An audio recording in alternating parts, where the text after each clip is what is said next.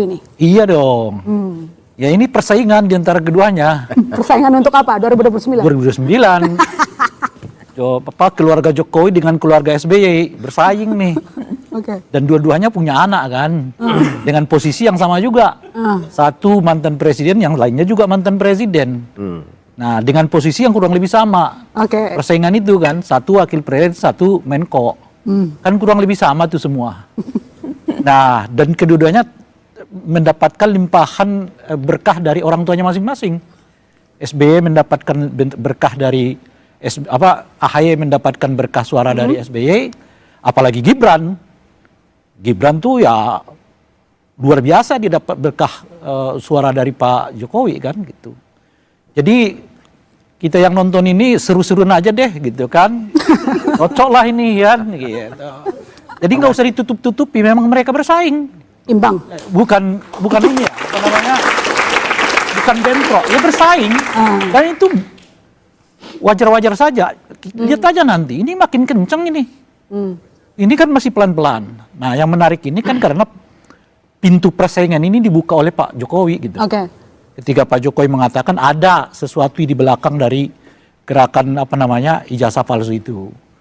Nah, memang kalau kita baca redaksi itu kuatnya itu ke Demokrat gitu. Nah, Demokrat ambil itu isu, ya kan, untuk kemudian memutar bahwa ya tentu saya kami nggak ini nggak itu dan sebagainya gitu. Tapi nggak berhenti di situ kan. Nah, sekarang saya lihat Demokrat ini naik lagi nih, sudah pelan-pelan membangun koalisi dengan partai politik yang sama-sama pernah mengoposisi Pak Jokowi, yaitu PKS. Maka pertemuan Demokrat dengan PKS kemarin itu diceritakanlah bagaimana pahitnya dulu mereka di eranya Pak Jokowi itu. Menunjukkan kalau dua partai ini bestie ya? Bestie, dan boleh jadi memang 2029 mereka akan jadi bestie.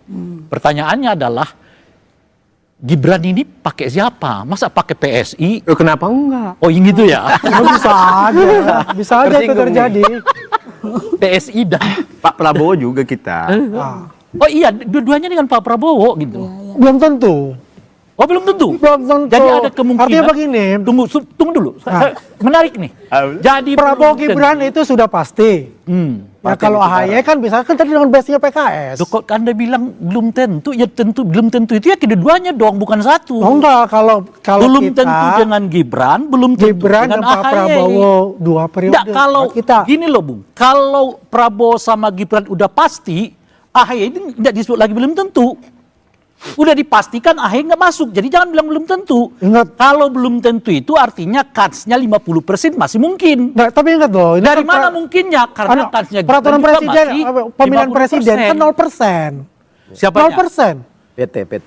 PT-nya kan bisa maju, semua ketua umum bisa maju. Bagi saya maka saya bilang itu belum tentu. Belum setuju saya. Belum tentu juga Pak Prabowo dengan Gibran, karena boleh jadi Gibran didukung oleh PSI untuk maju sendiri. Kan kira-kira gitu. Statement sudah jelas, Bu. Tapi statement bahwa ya, 2 periode Prabowo Gibran. Nggak ada alternatif. Ya. No. Tidak ada alternatif. Kalau Pak Prabowo Gibran mau maju 01 enggak? Kalau Pak Prabowo-nya mau, Kenapa emang nggak mau? nah, iya makanya. Kan mau. Kan Pak Ya, mau. kan mau kalau Kan yang mengatakan Jokowi, Prabowo, Gibran itu kan 2 Pak periode. Jokowi. 2 periode. Kalau tiba-tiba Pak Prabowo mengatakan gua nggak mau gimana? Oh. Kan kalau. Cukup. Nah iya, Kan masih ini kalau. Ini semua kita dibicara kalau. Jokowi juga mengatakan Pak Prabowo nanti 2009 tenteng lagi anak saya ya. Oh, bukan kan itu kira-kira begitu. Jangan bilang ngelamar tenteng namanya. dong. Oh iya nanti. Ya ini kan sudah dicoba kira-kira oleh Pak Prabowo bagaimana mengatakan, nantilah beliau itu ke G20 wakili presiden. Kalau ternyata Gibran cuma senangnya gini-ginian aja, memeriksa apa namanya itu ya, rambut pendek, rambut panjang ya kan, memeriksa tas anak-anak sekolah, apa ya? Itu kan persepsinya dia. Bagaimana KTT G20? Oleh karena itulah kemudian G20 itu menentukan loh. Oke deh, kamu mainannya jangan dong cuman sekedar rambut pendek, rambut panjang ya kan. Gua nggak lihat kemarin. Sekali-kali bagaimana berwibawanya Gibran di depan KTT 20. Itu kan saya udah yang diberi jempol oleh semua pimpinan dunia. Betul. Itu. Karena Gibran itu Kita bangga sebagai bangsa. mainnya Punya wapres hanya yang cerdas dan muda. Main apa namanya? Main rambut pendek, rambut panjang. Nah, Pak Prabowo mengatakan, lo jangan main gituan dong. Nih, ku kasih tiket, lo pergi ke G20. Kan kira-kira gitu. Dan ditunjukkan kelasnya di sana kan. Dan Tapi ditunjukkan itu kelasnya. pekerjaan yang sudah biasa dilakukan oleh Prabowo terhadap AHY. Oh, enggak juga. Oh, mana? AHY Nggak beberapa kali Kapan? diminta oleh Pak Prabowo mendampingi beberapa presiden dan petinggi negara lain. Dan Kita datang. pernah juga ada di forum Ini Brazil. beda. Kita juga pernah ada di Ini forum mengganti Brazil. pimpinan. Dari situ kita Ya, bisa kepala membaca negara menggantikan bahwa presiden Pak Prabowo menghadiri memberikan G20 di kepada Afrika dua Selatan orang ini dan mendapatkan baik apresiasi AHY yang luar biasa maupun dari seluruh Gibran pemimpin untuk Afrika dan memungkinkan Asia. mereka dilamar sebagai calon wakil presiden. Oke. Oleh karena itulah kemudian terjadi persaingan. Dan biarkan saja persaingan itu. Kalian aja kan yang pura-pura soft gaya Jokowi gitu loh Pak. Nah. Bilangnya tidak, bilangnya tidak. Jokowi Belakangnya dan main. Gibran Udahlah, masih komit, makanya masih saya komit. mau tanya, Bung Dua Faldo, periode. Itu Anda udah nanti bersaing udah kata dengan kuncinya AHY, itu. nggak usah pura-pura Oh, sok. saya sok dari sok tadi- apalagi. saya dari tadi AHY cuma sama maju kok. Bentar, bentar. AHY sehingga lo Bagus nanti Bung ini Rey dan memprovokasi Sebentar dulu, sebenarnya Bung Bang Rey ini. Refli. Memprovokasi Jadi sudah sebenarnya bagus pasti sebenarnya. Prabowo Gibran atau Tapi masih Gibran ada nggak kan seorang lain terprovokasi. yang masuk jadi cawapres seorang Prabowo? Saya harus ngomong begini ya. Kemarin saya tanda tangan surat sebagai penasihat hukum, kuasa hukum dari RRT, Roy, Rismon, dan Tifa. Jadi saya tidak bicara hanya sebagai pakar hukum tata negara, tapi juga sebagai kuasa hukum atau penasihat hukum mereka. Jadi itu penting ya, biar kemudian tidak ada dusta di antara kita. Saya bicara dalam dua layer itu ya, sebagai orang hukum tata negara dan sebagai kuasa hukum atau penasihat hukum. Jadi gini, kalau kita mengaitkan antara Demokrat dan kasus ijazah palsu, ya, pertama saya tidak ada urusan dengan Demokratnya, ya kan? It is not my party. Tetapi coba kita berpikir secara jernih ya, siapa duluan yang meraise isu ijazah palsu ini? Jadi yang pertama kali meraise itu kan namanya Bambang Tri Mulyono, dan dia membuat buku Jokowi Undercover, laki-laki yang tidak punya ijazah, dan itu 2016-2017, kemudian itu membesar ketika TPUA, Tim Pembela Ulama dan Aktivis yang dipimpin Egy Sujana, itu melakukan gugatan atau permohonan sesungguhnya gugatan perbuatan melawan hukum ke pengadilan negeri. Oke, nggak ada kan unsur Demokratnya. Lalu kemudian Bambang Trinya kemudian ditersangkakan, kemudian divonis bersalah bersama Gus Nur. Nggak ada Demokratnya. Nah, kapan kehadiran Roy Suryo itu sama saja seperti kehadiran Dr. Tifa, kehadiran Rismon yang mereka sama-sama nggak kenal sebelumnya. Jadi pertama kali Rismon bertemu dengan Dr. Tifa itu, Roy Suryo itu di Jogja, waktu mereka geruduk UGM. Jadi menurut saya kalau kita bicara teori tentang histori ya, tentang sejarah tidak dimulai dari persaingan partai politik soal ijazah. Tapi dimulai oleh seorang jurnalis yang bernama Bambang Tri dan dimulai oleh aktivis yang bernama Egy Sujana dan teman-teman. Ketiga adalah layer ketiga dimulai oleh akademisi seperti Dr. Tifa, kemudian Rismon. Plus Roy Suryo yang memang dari awal dia lebih merepresentasikan dirinya sebagai pakar telematika. Jadi tidak ada kaitannya isu Nggak, ijazah dengan Demokrat? Itu bukan jawaban saya. Saya hanya ingin mengatakan secara faktual, faktanya begitu yang saya lihat.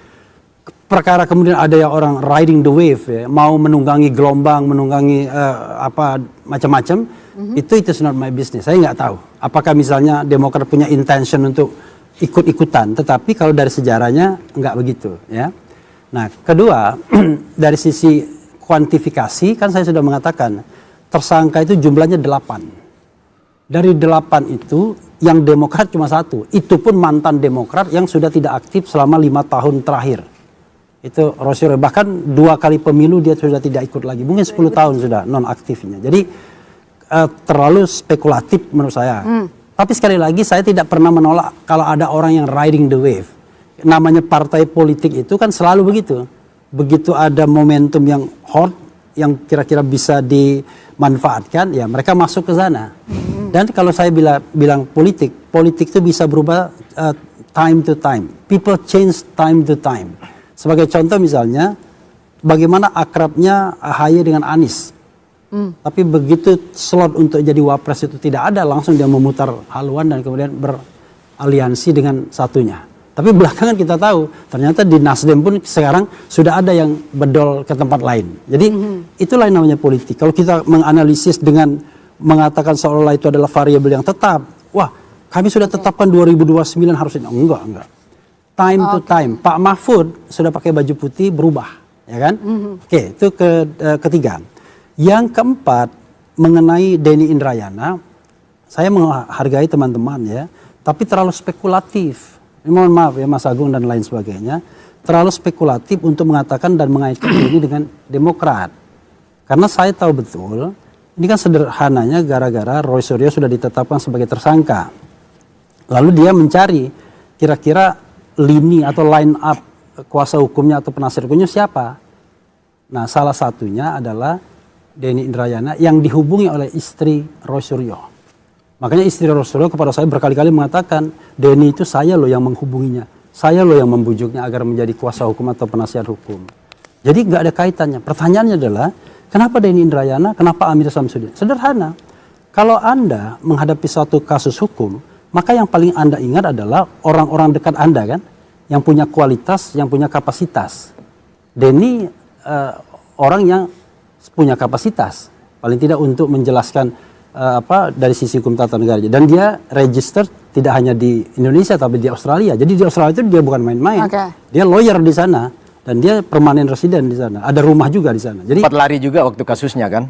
kenapa? Sempat lari dari Indonesia ke sana waktu Ya, 10 kasusnya. tahun Ya, ya. itu 2015 Artinya ada juga kaitan itu. Bro, ya itulah yang namanya kriminalisasi. Payment gateway saya tahu.